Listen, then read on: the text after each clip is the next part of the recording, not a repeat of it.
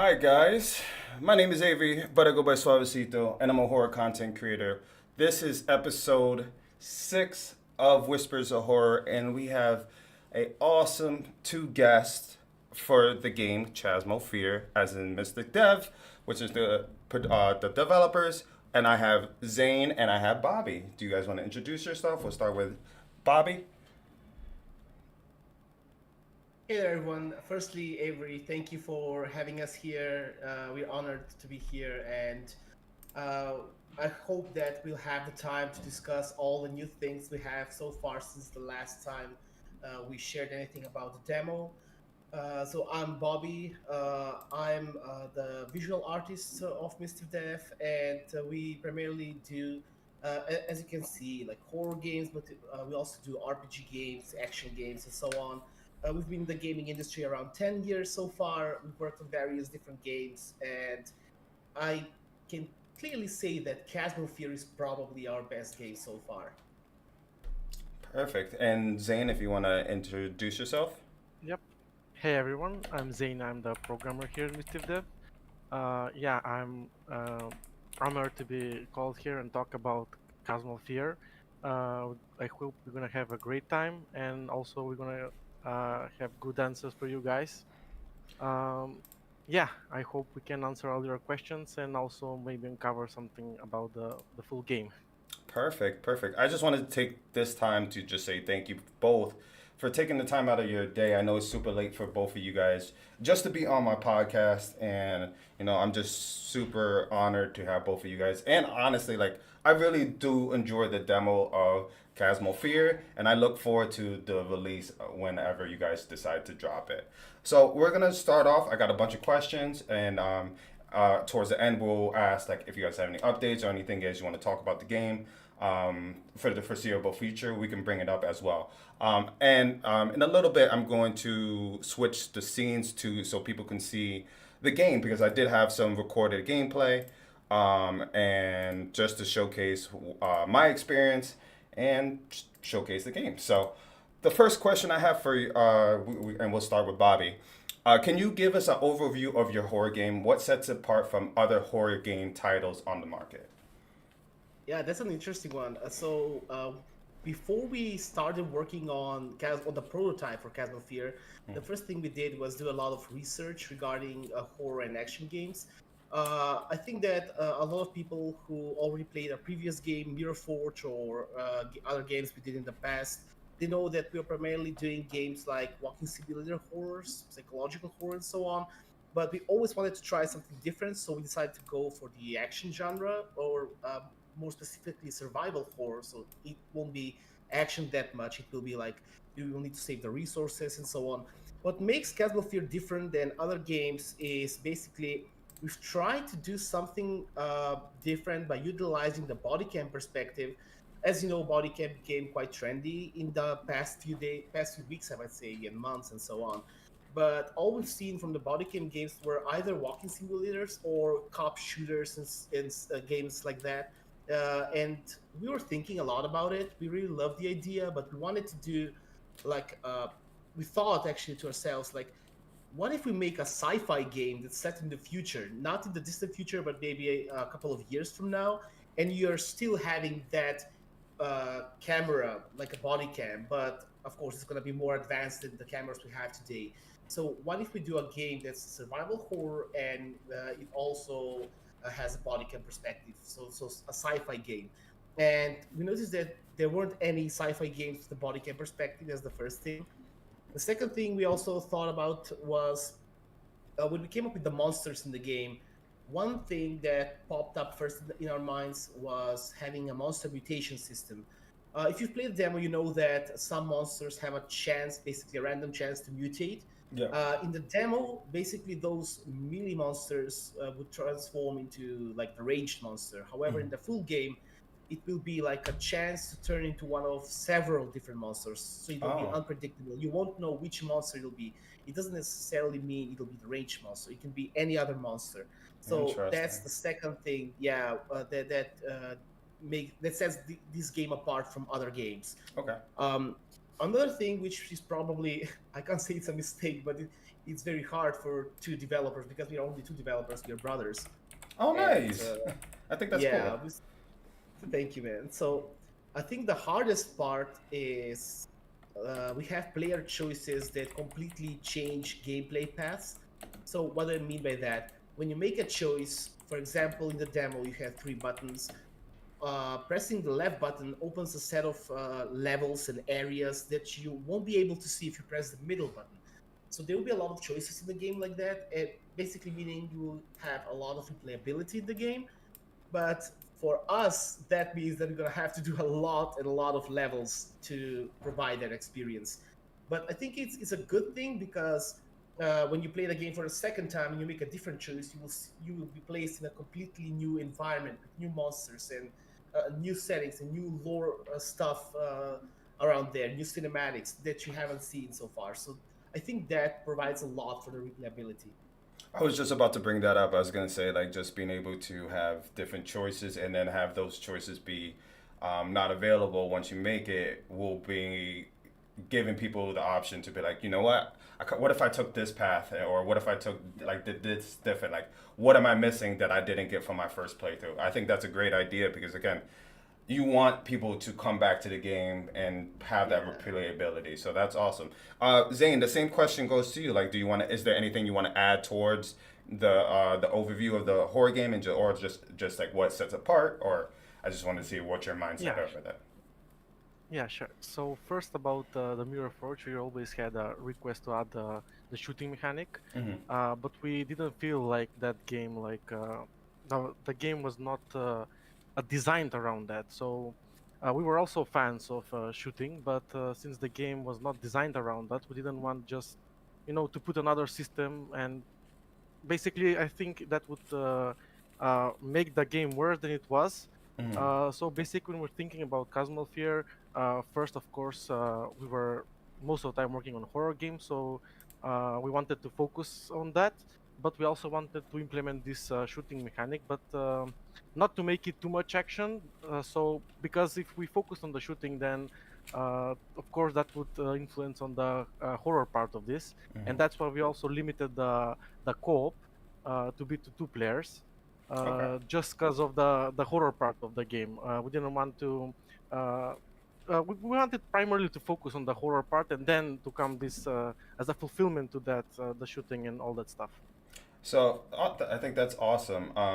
I wanted to bring this up because I know Bobby, you brought this up. You guys are brothers. Do you guys Mhm. butt heads a lot when it comes to working on this game, or is it like because you're family and you just like this is my opinion versus I dropped my headphones. This is my opinion or versus yours, and because like I'm older, does that ever play a factor when it comes to like coming like producing or even the process of making this game? Um, yeah, it happens sometimes, although it happens quite rarely Okay. because Yeah. both me and Zayn have very similar tastes and we both love similar things. Okay. That's the first thing. And secondly, one thing we've learned and helped us a lot, and if there are indie developers watching this podcast, it might help them a lot too. Ever since we opened like MystivDev as a company, like as a registered studio, one thing we learned is to do data research and market research and see what the players really like. So sometimes you have to make I can't say that they're sacrifices, but sometimes you have to do what your audience likes. So that's what we decided to do. Like ask the players, what do you like to see in the game, and focus on features that the player community wants. So Okay. basically, like when we gather all the data and see which features and which things players like the most, that's the Mm-hmm. things that we're gonna focus the most. Of course, we add our own things, but usually we don't have any like any arguments about that with my Oh, brother. So yeah, usually it goes like smooth as butter. I know. I think that's pretty Yeah. cool. Just to add to Okay. this, even the demo we had on first the Steam Next Fest, it was in February, I think. Okay. We had the first demo, and yeah, based on player feedback, we've added a lot of stuff that we didn't plan initially. But we listened to the the community feedback, and yeah, we just added stuff to the demo. Okay. So yeah, our main focus is listening to the players, and then also add our own twist. around it. I think that's really, really, really good. And I just again, either or could answer this, but you just I know you said MystivDev is the the company. Like, how long have you has this been a company? Like, how long has it been since you guys came up with it? Well, MystivDev as a studio exists like since the beginning of Mirrorforge. I think it's Okay. around 2 years, two and a Okay. half years, something like that. But we've been working in the gaming industry for around 10 years so far, Okay. nine and a half, something like that.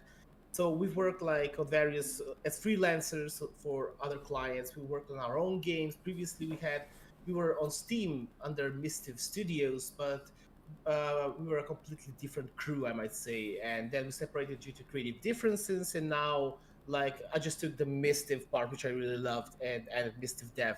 And that's when we started working on Mirrorforge, the game that was published with DreadXP, and Yep. now Chasmal Fear. Yeah. Um, so I want to just before I switch over to the scenes, I kind of want to touch a little bit more onto that. Um, Mhm. and Bobby, you can answer first. Where do you see Mr. Dev being? Like, what is the vision in the next 5 years? Like, what is your aspiration? What are your goals? Um, when you reach that 5 year mark. Yeah. Well, it's gonna be. I can say that like how do I say this? I'm a huge fan of making games, and when I talk with my friends, they usually ask me, "Okay, what if a game makes a lot of money, like a lot of money? Are you gonna Hmm. quit game?" I always say, I'll never quit game development. I think I won't ever retire. I've been working for 10 years. I really love the creative part. I love game development, and I think in 5 years probably we'll have around maybe two more or three more games. Hmm. Hopefully, if everything goes well, and thank God, so far everything's going good. Chasmal Fear has been the best performing game of all the previous games. I mean, in Nice. terms of talking in terms of wish list and stuff. Uh, Hopefully, in the future, we'll be able like to expand more. Maybe like do Chasmal Fear 2, or maybe do an RPG game. We are huge fans of RPG genres. But again, as a studio, it'll depend everything on the success and how can we manage the budget, because you can't do RPG with two people. It's gonna take like a whole crew to work on such a game. So yeah, probably in 5 years we'll have three more games, and we'll, as always, we'll continue working on indie games. Awesome. Zane, same question. Yeah, yeah. I'm hoping we have like 2, 3 games. It all depends on Chasmal Fear. If it's really successful and players like it, we'll probably do Chasmal Fear 2. Okay. We're also thinking about other genres. So yeah, we love what we do. We do it with passion. It has Yeah. its setbacks, especially when you do something and there's a criticism, let's say, but you are trying to work around it and then just do the right Move on. stuff, let's say. Yeah. Yeah. So, this is just a question I just thought about.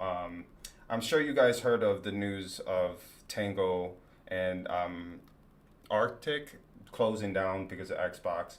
How does that, like, news and just how the gaming industry, how does that impact your mindset when it comes to having a studio or company, knowing that it could be volatile like this when a company can pick you up and then just out of nowhere or just with reasoning that it can just shut down, even with some success from the previous games. Like, has any of that changed your mindset of just having a company, or just has it changed it in a way? I don't know how to I'm gonna word this. Like, how does, or like, what are your feelings towards like that news, or just like, and just having a company of yourself? You can start. You I can mean, start, Bobby. yeah, I mean, it's so sad to see that such companies that have like a lot of good games, like The Evil Within, Yeah. and yes, I think it was very sad to see those companies go. Most of those games were part of our, I can't say childhood, but like They shaped the, teenage yeah, years. Yeah, yeah. They definitely yeah. shaped it. Yeah, so we really love those games, but I can't say that we were disheartened, because those are AAA companies and we are indie developers. Okay. And as a small studio, I don't think we'll be affected. So there was a joke on Twitter about it. One guy said, like, if someone offers to buy a studio, just run and go to a lonely island and say, "I'm not selling my studio." I mean, yeah, I totally get that. You know, it kind of makes you feel like being an indie dev is the way to go because once you sign on for like these AAA companies, you're honestly at the mercy of, you know, budget cuts or just financial decisions that could Yeah. literally destroy everything you create, and you're at the mercy of them. So I totally get that. Zane, do you want to chime in on that as well? Yeah, and also the creative freedom, I would say. Mm. We love having creative freedom like this, and yeah, if another company buys you, yeah, they're gonna have an input, and sudden like about this the Helldivers 2 situation that just happened. Oh yeah, I don't know Yeah. if you're familiar Yeah. with. Yeah, yeah. so luckily they they went beyond that, but still that could cause problems. So yeah, that's hard to balance, I would say. Yeah, Yeah, the only thing like within the developers is if you manage the budget properly or you manage to get like some funding and stuff like to cover your project, yeah. uh, that'll basically pay off if you do the right things. And I think it's far better to go like indie than like go work for a AAA. I mean, we see all the layoffs and everything going on in that world. Yeah. Yeah, and I agree with both of you that just having the flexibility to do your own thing and not have the pressure of due dates and just like input from other people that you might not. It stops being your game at some point. So like Yeah. I totally get that. But guys, I'm gonna switch over to the scene so you guys can see of the gameplay. I've only did like 15 to 20 minutes of it, so it will be on loop. But I wanted to demonstrate just some of the cool things. And honestly, I have thalassophobia, and we will touch base on that. And this game definitely gives me those kind of vibes. So if you give me 1 second, we'll switch over, and then we will continue the conversation while the gameplay is playing in the background. Awesome. All right. So we got the game playing, and yeah. So okay. So the second question. So this is the next question I have for you both, and then Bobby, we'll start with you. What inspired you? What inspired you to create this particular horror experience? Like, were there any specific influence, like other games, movies, or literature? I know for me, before you even answer, it definitely gave me Bioshock vibes. Just being able to like just I don't know, underwater, just like it kind of like with the body cam kind of view and just like you have the sweatsuit. It gave me that Big Daddy vibes. It really did. So I just wanted it, and I felt honestly, I felt badass. Like I felt like you know, okay, like I got my weapon, I got this armor, and then I found the creatures, and it's like, all right, maybe I'm not as powerful as I thought I was, but yeah, Bobby, if you want to answer that. So basically, the question again, I'll read it is, what Yeah, inspired you to absolutely. create this particular horror experience? Were there any specific influence, other games, movies, or literature? So, Yeah, so sometimes inspiration can come like subconsciously. okay, So it doesn't necessarily mean that I made it consciously like while working on the game. However, the funny thing is Bioshock never came to my mind when designing this game. okay, So I that's the funny part. Yeah, I've played Bioshock, all of the Bioshocks, but it never came to my mind while doing this game. So mm-hmm, the idea was, like I said, we wanted to do a game with shooting and horror, survival horror and stuff. And when we tried to decide the setting of the game. My greatest fear is the fear of sharks. So I'm terrified of sharks. I've never seen one like in real life, but when I was a kid, I watched the Jaws movie, okay, and I had this fear of sharks. And whenever I go to the sea, like I always dive underwater and look whether there's a shadow somewhere. mm-hmm, And I'm gonna tell you a very funny. It's not funny, basically.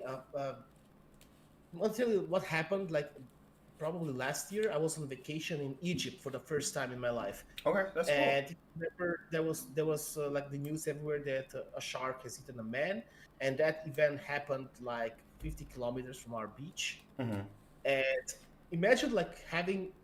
I have a fear of sharks, and suddenly I realized that something happened nearby. I was terrified, mm-hmm, and probably that was one of the things that made me like think about making a horror game underwater. So that's the first thing. The second thing is regarding the sci-fi part. I'm a huge fan, and Zane too. We're huge fans of sci-fi. okay, We've played Dead Space. I love Doom 3, which is a very old game, but I really love the setting and the ambience and everything. mm-hmm, And not to mention like that we are very huge fans of Star Wars and Star Trek. So Yep. there's the sci-fi part. So yeah, that's probably some of the inspirations. Probably is gonna be Dead Space, Doom 3, Regarding the Half-Life intro, 2. yeah, Half-Life 2. Half-Life Definitely got Alyx. that vibes too. Yep. Yeah, but regarding like the intro where you see the town, Hmm. like the beginning, yeah, that's definitely Bioshock because like I think the intro wasn't even made back then. We didn't have a demo, but there were a lot of people saying like, "Oh my God, it's Bioshock, and we love seeing a Bioshock environment, stuff like that." So Yeah. I was like, "Why not? Why not do it like Rapture?" So that's how I decided to do the intro. But the overall environment and the textures and everything, it's more like Dead Space and Doom 3 than Bioshock. Okay. Bioshock has different art style than Chasmal Fear. It's Yeah. more stylized, more like in a set in the how do I say it? Basically, it's like like the Fallout TV show, like the Yeah. 50s, the 40s, 50s, something like that. Yeah. So yeah, so that's quite different than Castle Fear. Fallout was an amazing show, by the way. That Yeah, show slapped. Highly recommended to anybody who has time. Watch Fallout. I think video game adaptations, as of late, when it comes to shows, have been great. The Last of Us has been great. Bioshock has been great. So I think we got the recipe for it. Please don't mess it up, guys. It's not that hard. Like the story's right there. Just putting it out there. Zane. yeah. And if you're doing Fallout TV show, maybe it's a good idea to also do like a Elder Scrolls TV show. The opportunities are endless, and if you guys want to make money, like I said, the story and it's right there. It's not that hard. Just get some good actors. You guys are doing this so far very good. Keep it up. Zane, do you want to add into that into that question? Yep. So yeah, basically, we're we're scared of sharks, of course, and also Oh, you too. I think Okay. it was the submarine thing that happened in America. I think it was right. Yeah. It was with underwater stuff, and yeah, that Yeah, was Plus Yeah. Yeah. that done it, right? Yeah. Where it just when it was I going don't into the remember Titanic. exactly the company that did that, but yeah, that also added to this horror element, let's say. But yeah, we are fans of sci-fi, so uh, that's why the gameplay feels like a sci-fi. But yeah, it's an underwater station that we're gonna explore more in the full game. Okay. Uh, and basically, yeah, what Bobby mentioned about the games, those were the games. Also, the plot. There's stuff from from various games and also you, some you can say it. You can series. say it. Don't hide it. Yeah, okay. Also from anime, Attack on Titan. Hey. If you Okay. guys watched it, Oh, yeah. listen, I'm a So big there are anime fan. elements of it. So yeah, Nah, I think that's we're cool. gonna discover more in the full game. There's not Yeah, there's it's not a not in the lot demo. here. Okay, Yeah. cool. All right, Zane. Well, I'm gonna start with you on this one. How do you hmm approach crafting the atmosphere? We kind of little touched on it, and settings in the game to invoke fear and tension during the process. Yeah. First, on the demo, we can see that they're narrow. The holes are narrow, basically, and also the most important stuff I would say is the sounds, uh, the creepy sounds. So yeah, when we were crafting, first for the demo, we were focused on the narrow part and also the sounds, the creepy sounds, and also to make the enemies to look scary for the players. Um, so that's I would say that that is the first part. But then on the full game, we're gonna have different approach a bit from the demo because we've also heard feedback from the players that it's too narrow, and also we're gonna have to focus more about the co-op part. Okay. Yeah. Uh, so yeah, we're gonna change a bit, but I think that's the sauce I would say. Okay, perfect. Barbara, do you want to elaborate or add Yeah, sure anything? thing. I think I'm gonna have more things to say in this domain since I'm the visual Yep. artist and Zane is the programmer, basically. Absolutely, absolutely. Yeah. So when you're designing like the horror parts, primarily I'm thinking about having tension before you do any scare or anything. Mm-hmm. So there's gonna be to craft a good atmosphere. There are a lot of ingredients to it. So there's maybe something like a shadow passing in the distance, or something you will barely notice, but it won't be a jump scare. So you know that there's some danger out there. There's also the darkness and some fade or flickering lights. There's also the sounds, the creaking of the station, like on being underwater and everything like that. So there are a lot of things, and also the monsters. Basically, I think we've also mentioned in the demo, but they're mutants. So they have the humanoid form. They provide that uncanny feeling. So you see that it has a humanoid visage, a humanoid shape, Mm-hmm. but you don't know what it is. Some of the monsters have more health, and that means you're gonna waste more ammo, and you know that your ammo is limited. So yeah, there are a lot of things that can add to the overall atmosphere, like and the horror. Like I said, a lot of inspiration also came from Doom 3, and Okay. Doom 3 has a lot of those. I mean, if you take a look at the other Doom games, they're mainly shooters, but Doom 3 had that like horror element ramped up to 100.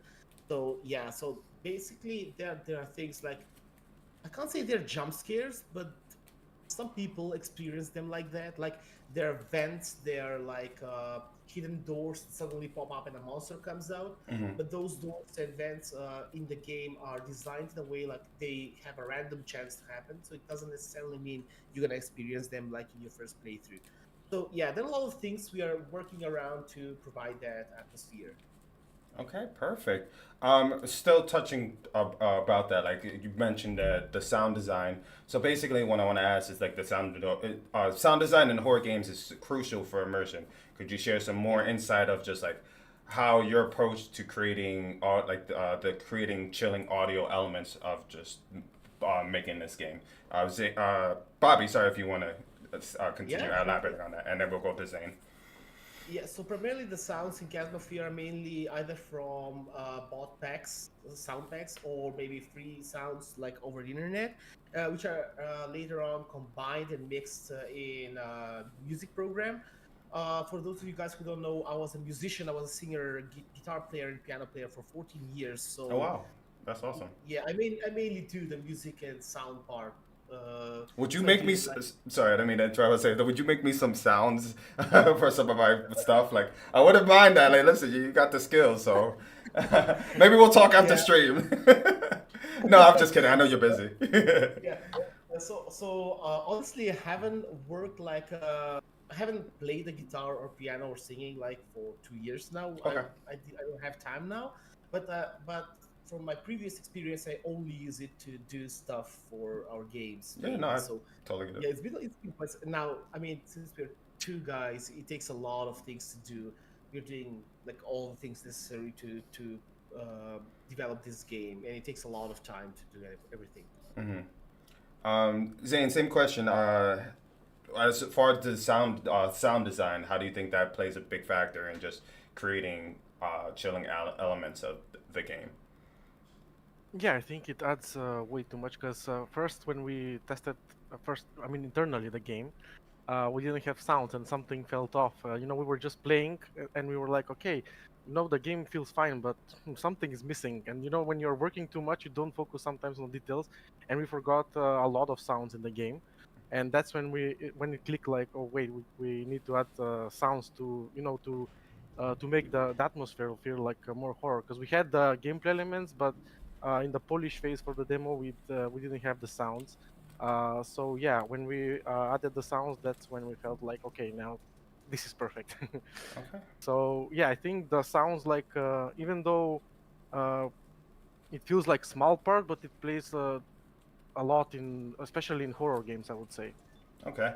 I know you guys mentioned you both have fears of shark. Well, I might as well join this crew. I'm terrified of sharks. I'm terrified of oceans and everything like that. Before we start talking about the mechanics, I wanted to ask, like I know this during the demo, I think the shark you might have mentioned before we even went live that the shark shows up once or twice.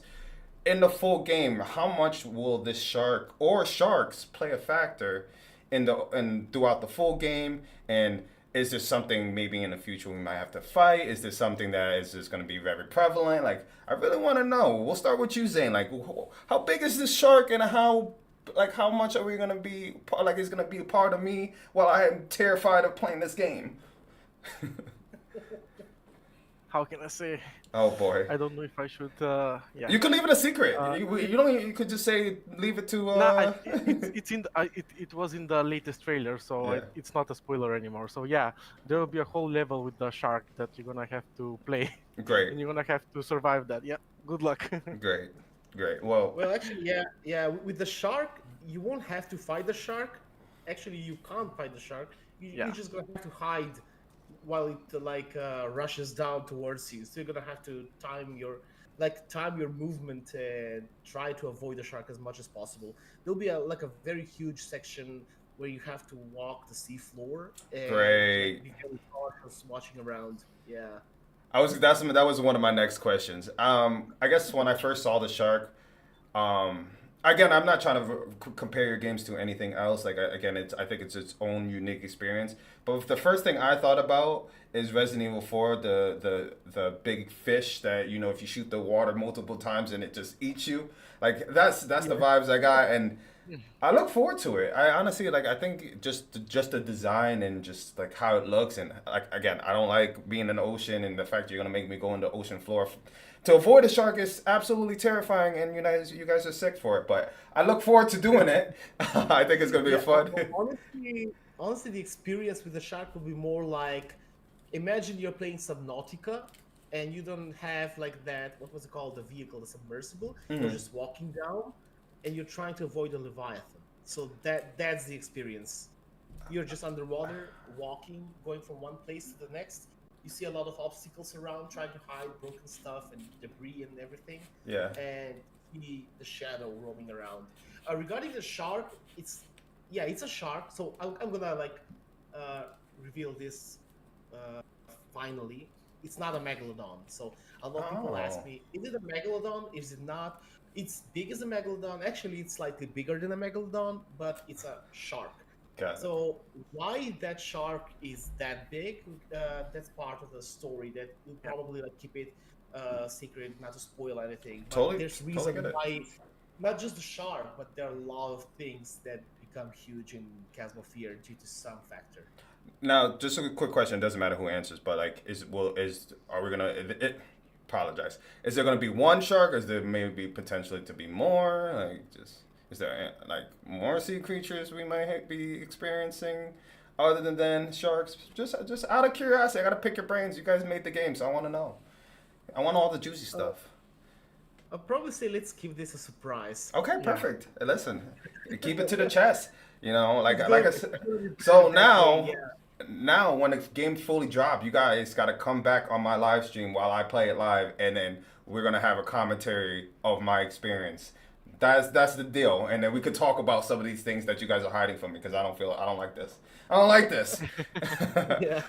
Okay, so let's talk about something as far as the mechanics, and we'll start with you, Zane. So tell us about the game-based mechanics that contribute to the overall horror experience. How do you balance the challenge between just being able to put fright and just invoke invoke fear? Like how does the mechanic like what is some of the mechanics that you really enjoy and that you want to highlight when you talk about this?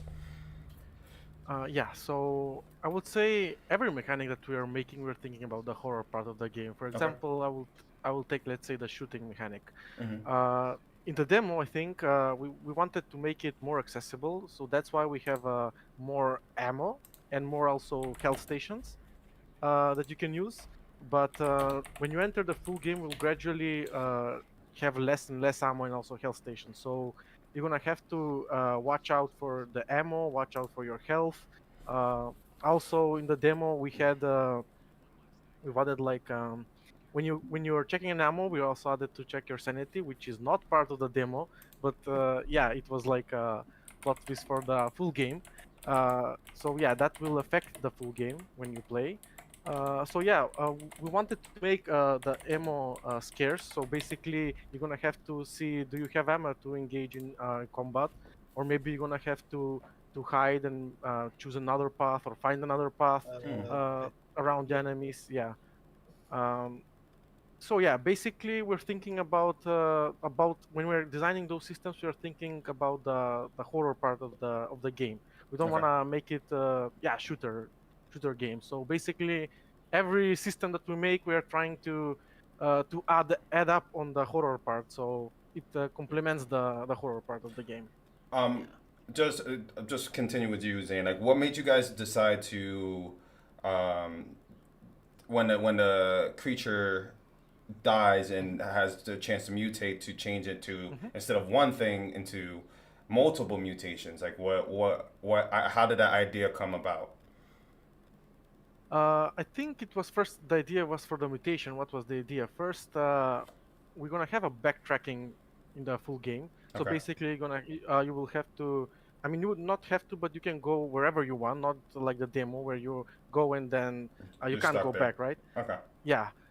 So in the full game, you can backtrack. So basically, the thing was we wanted to add a thing where if you finish, let's say, this level, right, you did Mm-hmm. what you had to do, let's say, and then you finish, you go to next level, and then you have to go back.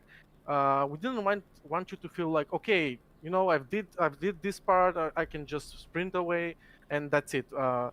With the mutation system, we are adding additional layer, let's say, where if you come back, there may be waiting you another enemy where you don't even know what's that enemy, right? Because Mm-hmm. the demo we had just one enemy on the mutation, and now in the full game we're gonna have like, I don't know, like 5 6 maybe enemies uh in the mutation, so you don't even know what to expect when you come back, uh even if let's say you're not using the knife to stop the mutation, but you don't know how much ammo you're gonna waste, right? Mm-hmm. If you're not knifing and destroying the mutation, you don't know how much ammo you're gonna have to waste, and Yeah. if you have that ammo for the next combat or I next. think we're losing you from time to time. Probably it's due to the storm. Yeah, the weather. Yeah, the weather is Yeah. bad. But yeah, basically we wanted to add the additional, let's say, horror element with this mutation, because you don't know what to expect when the enemy dies. Is it mutating? Is it not mutating? If it's mutating, what's coming next after it? Yeah. Okay. Is it a new maybe enemy? Maybe you've met 2 or 3 enemies, but is it those same enemies or new enemy? And then you don't know what's the new mechanic of that enemy and all that stuff. So yeah, it all plays a role. Awesome. Awesome. Yeah. Bobby, do you want to elaborate or do you want to add anything else to that? Yeah. Well, regarding this question, if I start, we're gonna have to talk for maybe 2 hours. Oh, Jesus Christ. Yeah. All right, next So, question. No, I'm just kidding. yeah, I'm trying to think like what we've already revealed so far on Twitter regarding like some things. As they mentioned in the full game, like after you finish the section from the demo, I did a poll on Twitter asking people, would you like the game to still be linear as it was in the demo, or maybe you want it to be more open? And a lot of people said we want it to be more open. So Okay. after you finish this section, you end up in a, I can say it's like a map, which is a huge map with a lot of rooms and stuff. Imagine, basically, my inspiration for that was Resident Evil 2. You have the entire police station, Yep. and sometimes you have to do different things in different areas and go back like to the central area. So there will be a lot of things like that in the full game. You're gonna wander around, do things, maybe solve some puzzles, and we have some additional systems. I don't want to reveal anything about the sanity system. I think I'm watching your playthrough on my left monitor, like Okay, the one perfect. you did. And in the beginning, you press G and you were checking the ammo, right? Absolutely. And Listen, I always have to there's make sure. Yeah. yeah, so there's health on the left side, and it says there's like a brain icon, and it says stable. Mhm. Basically, that doesn't work in the demo. It's not. It was updated like very later on, and we don't have it in the demo. But in the full game, there's the sanity mechanic. Some people might think that the sanity mechanic is something like amnesia, maybe, or something like that. But I can see I'm that. gonna like, I'm gonna just tell you guys, it's not like amnesia. The only thing maybe to spark some curiosity is I'm gonna say if you've played the game Fear, you'll know like what the sanity will do. So Oh, the okay, okay. game That's giving a love. FEAR. Yeah, so I'm looking so forward to it. that's how the sanity mechanic will work in a way. They don't have sanity, but there are events in the game that will be like in a way how our sanity system will work. So that's the thing. And regarding the mechanics, we have a lot of things which are not in the demo, which will be added in the full game. I don't want to mention anything or spoil anything, Totally, but there will totally be a get lot it. of mechanics. Yeah, there will be a lot of interesting mechanics that will overall improve the game. Okay. And I feel that the open part, like the one I mentioned, like in the Resident Evil 2, like the police station. So if you played, like, for example, the shotgun part in the demo, Hmm. where you go like all the way to the end, you have one huge map on that side. And that map, I might say, like, I'm designing it right now, and there's a lot of things to do. It's like 3 times the size of the demo, so Okay. it's very big.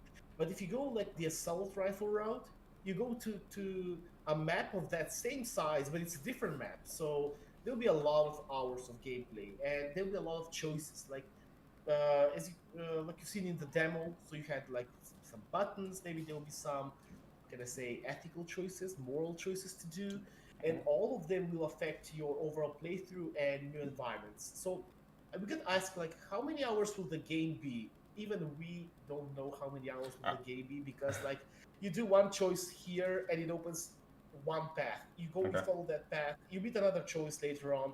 It opens another path while unlocking others.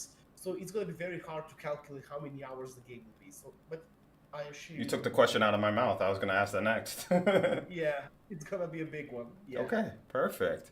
I know we've brought up in the beginning just like community engagement, like you want to get feedback from people, that's why you would release the demo so you can get ideas of how people are responding to it. Obviously, community engagement is very vital for the success of indie games. Like, how do you involve your audience in the development process, and how did the reactions influence your decisions? Well, we could start with you, Zane. Yeah. Well, we actually first on the first demo that we had, uh, the idea was to not have a UI at all. But we, after listening to the player community, we've decided to add. So basically, before you could actually, I think in the first demo you couldn't even see the ammo. I think how much ammo you had. Yeah. But then yeah, we added the ammo, but it wasn't like now where you have like a additional screen where you see the ammo, the sanity Excuse me. system, and all that stuff. So Hmm. basically, we iterate and listen to player feedback all the time. We watch a lot of streams and hear people what they write, what they say.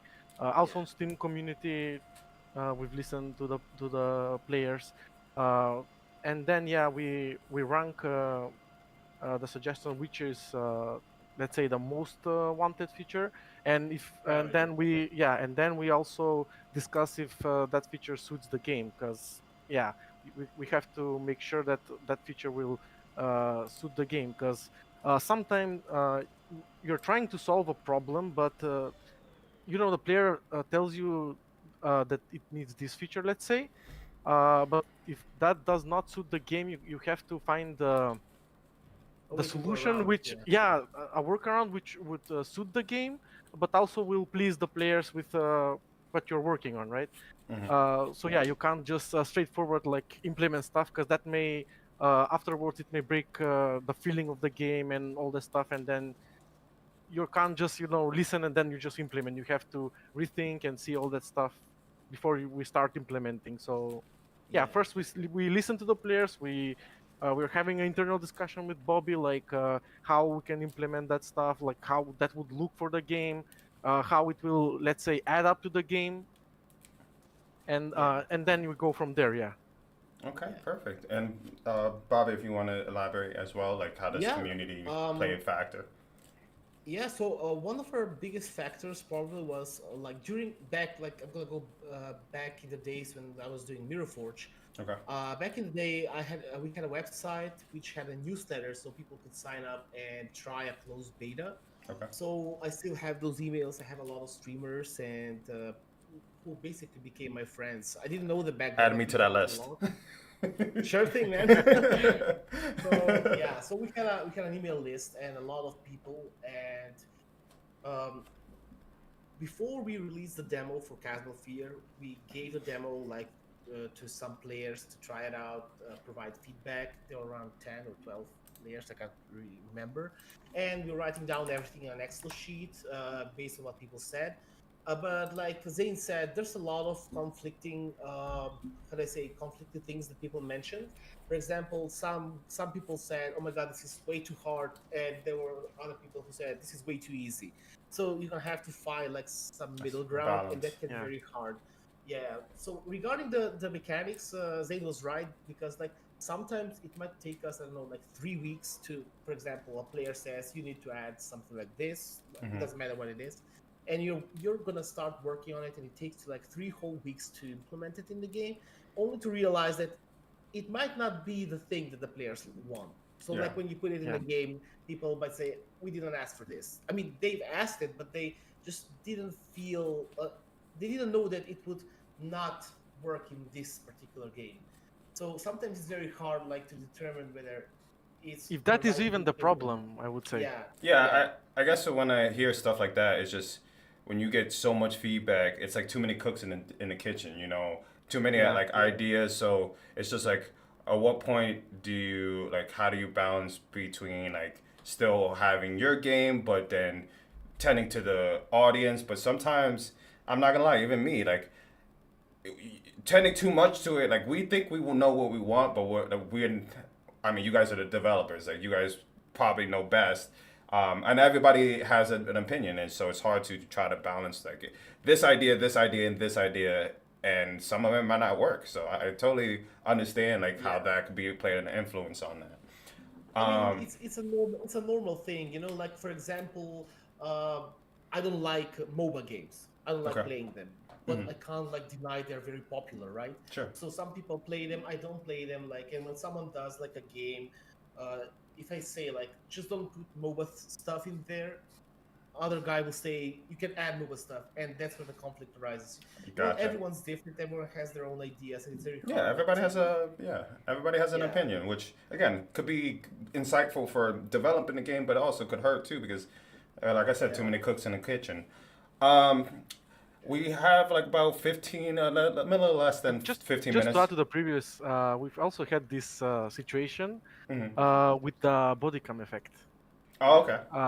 Yeah, because mainly this is a body cam game, and yeah, then we had a lot of players having problem with the body cam effect. But we tried to first to, let's say, make a quick solution, let's say. But we that quick solution turned out to be like weeks of work, Yeah. because you know, if you, let's say, if we turned off the body cam effect, Hmm. the player had totally different experience playing the game. I like the So like we didn't yeah want to feel, yeah, we didn't want to feel like player that plays the game with a body cam effect and player that plays the game without it to feel totally different with the environment. We wanted to yeah, have yeah. like the closest experience that you can have. but And yeah, also that took yeah. a lot of time to balance, to make both, you know, to cater to both type of players and also to make the game feel the same to both of them. Yeah, but the biggest thing too is you want to make sure that the game that you guys are developing still feels like your game, you know. Yeah. So like Yeah. that, like trying to find a balance. I was gonna say we were about like 15 minutes. I got a couple questions that I really want to target, and then I want to hear like any updates or anything, like if maybe we might have a release thing, or just like whatever. I gotta listen. I'm prying. I'm working on it. But do you have any advice to any aspiring game developers who want to create their own horror games? Like, do you guys have any tips or anything that you would want to give these people? Zane, if you want to start off. Yeah, for actually this is for anyone starting or an indie game company or even just working on a game. Yeah, it doesn't have to be a horror Uh, game, just a game developer. Yeah. yeah. First, I would say the most important is do your research. I think that's the most important stuff. You know, everyone wants to be a game developer, and everyone wants to, you know, like, oh, I have this idea, let's just make this idea, it will work. But if you think that's a great idea, it doesn't mean that everyone else thinks this is a great idea. I think that's good. So first, you're gonna have to gather the feedback, see if players wanna play this type of game that you're having. It's not about the genre; sometimes it's the systems and how everything combines in between. So yeah, first I would say just do the research, because you know, if you start working and then you work like 6 months or 9 months, and then you wasted 9 months, and then the players say, "Oh, this sucks," and yeah, that would feel really really bad, because you know you wasted 9 months working on something you're passionate about, and then other players not see it like you do. Okay. So yeah, Yeah. this would, let's say, lower the effect if you just do the research and see what players feel like about the genre, Yeah. what they like in the genre, and all that stuff. And also to not to say limit, but let's say you can't just make an MMORPG. Let's say, Hmm. you know, everyone has idea like, oh my god, let's make this MMORPG. I'm a big WoW fan and all this stuff, or Guild Wars, or I don't know, other MMORPGs, but you can't. It Yeah. just takes Limit too much yourself. time. Yeah, you just have to know how much resources you have and how much time it will take to make. So I would just say first to start small, and then just go from there. I Yeah, think that's good start working on advice. smaller. Yeah, start working on smaller projects, probably to learn the engine and everything. But one thing that I've noticed that when I was talking with other indie devs is like there's a difference between being a hobbyist indie dev and a full-time indie dev. I mean, when you're a full-time indie dev, you have to realize that game development is business. So it's not like something you do for fun. It's what helps you pay your mortgage, helps you pay your bills and everything. You have to be very smart while working on your game. So one thing I suggest is start learning business management and marketing as soon as possible.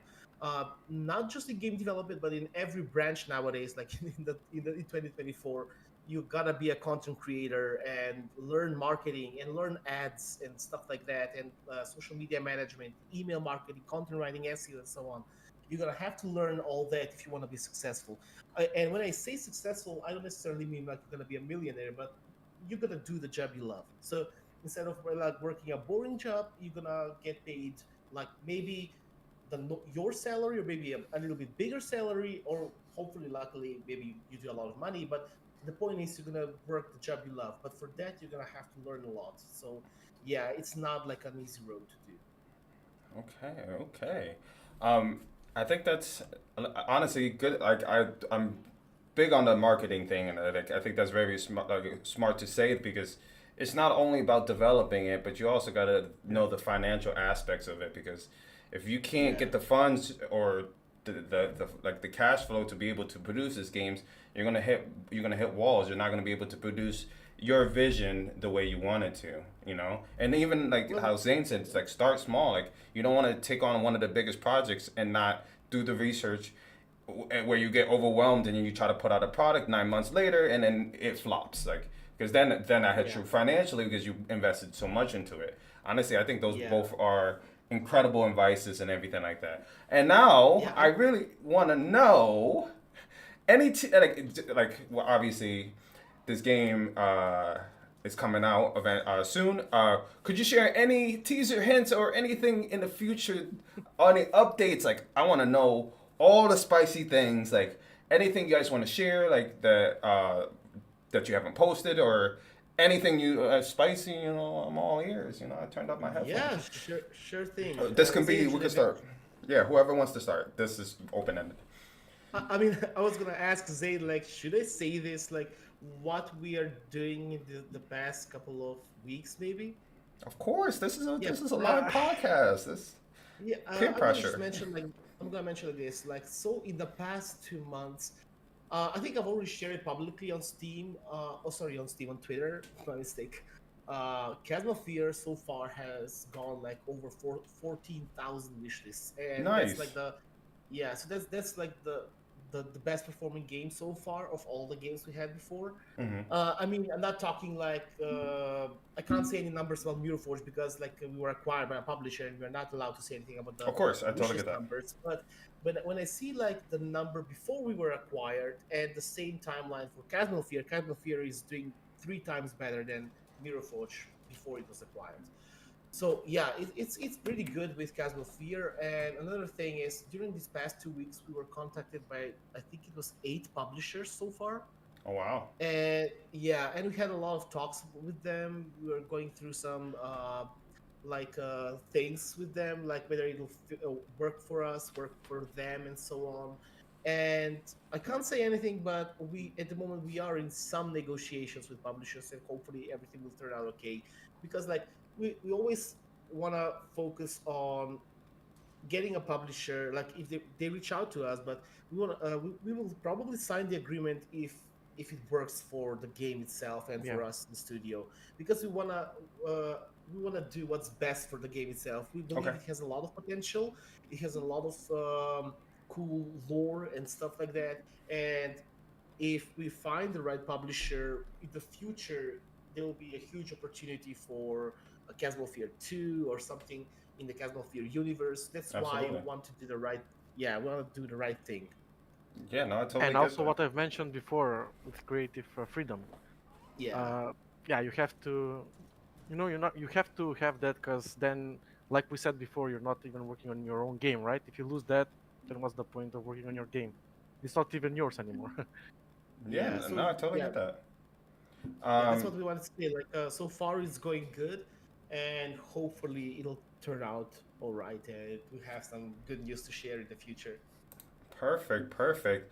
Um, do we have a release date, or are we gonna keep that a secret? Like I know it says quarter 4, but like, is that something I can ask, or do I have to wait to get that answer? Again, I'm patient, but I have to ask. You know, I have to peruse. Yeah, well, the reason why it's set quarter 4 is because like quarter 4 means like the 3 months like in the end of the year, I get it. and we really wanna like polish the game and have Yeah. everything working without any bugs before we release the game. So Of course. we were thinking a lot like, what if we set the date like for I don't know like October, and then like Mm. we'll be like uh very limited, like Yeah. you won't know whether you fixed everything, whether you found all the bugs. And when you say quarter 4, it could be October, November, and December. So we have like A some wiggle room. milestones. Yeah, you got a Yeah. Yeah, wiggle so room. we have some milestones like until when we're gonna finish the entire game and everything. I mean, regarding optimization and stuff, we're constantly working on it. We're not waiting until the polish phase. We're doing it like throughout the development and everything. But we just want to make sure, like in the past couple of months, we have everything caught, like every bug, every glitch, and everything. So we Hmm. know that the game feels ready for release. That's why it's quarter 4. Perfect. Yeah, we've also switched like how we're doing stuff basically. Because Yeah, before we were doing like doing the level and then doing the gameplay and all that stuff. But I mean doing the whole demo, I would say, and then yeah, doing also the gameplay elements and then doing the optimizations and stuff. And now we're focusing like small level by level. Like okay, let's do this small level. Let's do the gameplay elements. Let's optimize it, test it a lot of times, 100 or so times, and then yeah, continue on. So basically, we just want to have like, make sure everything is ready till now, and then focus on the next part. So we yeah. don't like this. We'll have like more development time right now, but when Hmm. it comes to polish, I think we won't need that much time to polish the game. Yeah, Okay. because we are already doing it like along the way. Yeah. Okay, perfect. Well, I just want to say thank you both for taking, like, I know it's super late for you guys, and just taking the time to do this podcast. I think this was a major success, and I can't wait to invite you guys when the game fully drops and we talk more. But Zane, Bobby, is there any last things you want to say to the audience or people listening to the recording of this? Like, is there any last chimes that you guys want to put? We'll start with you, Bobby. Absolutely. So thank you everyone for watching us. I hope we've provided some interesting advice regarding game development or how games are done behind the scenes. I hope you like Chasmal Fear. If you have any ideas or suggestions or anything, feel free to share it with us either on Steam or on socials, anywhere you like. And we take everything into consideration. So I hope we'll be back here when the game releases and we're gonna talk about it and go through it. So yeah, that would be it. Perfect. Zane, do you have anything? Yep. Thank you guys for watching us. I hope you had fun listening to us. If you haven't tried the demo till now, you can try the demo on Steam. It's free. Also, you can provide feedback on YouTube, Steam, Twitter. Like we are, I think, on every social media. So yeah, just like we said before, we're listening to each and every feedback. I'm not guaranteeing that we're gonna implement that, but yeah, we're listening to everything that you're writing, guys. So He said we'll yeah, listen to you, but you know we might not do it. I respect. Listen, I respect it. You know, sometimes you gotta put those boundaries. No, I'm just kidding. yeah, yeah, But and it's also it's not just the boundaries, but like if we keep adding stuff, my wife's gonna like toss me out the door. oh, So my wife's gonna kill me in any minute because like, I'm running a little. I got a baby, but like I totally listen. I get it. Happy wife, happy life. So, yeah, but and also if we are adding stuff, we won't have it done by Q4 this year, so I get yeah, that. we I have get to that. limit ourselves, I And also, told. Yeah. yeah, thank you for having us. It was fun. thank Like I you. said, I truly do appreciate it from both of you guys. Ladies and gentlemen, this is MysticDev, Bobby, Zane.